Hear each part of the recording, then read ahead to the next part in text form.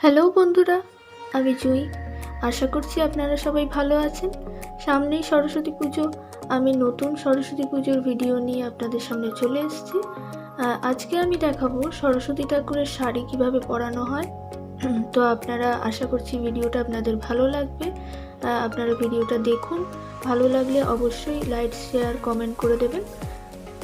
আর যে কোনো ধরনের মূর্তির অর্ডার দিতে আপনারা আমাকে কমেন্ট বক্সে জানাতে পারেন, অথবা আমার ভিডিওর ইনবক্সে আমি ডিটেলসে নাম্বার দিয়ে রেখেছি, আপনারা তাতেও কন্ট্যাক্ট করতে পারেন।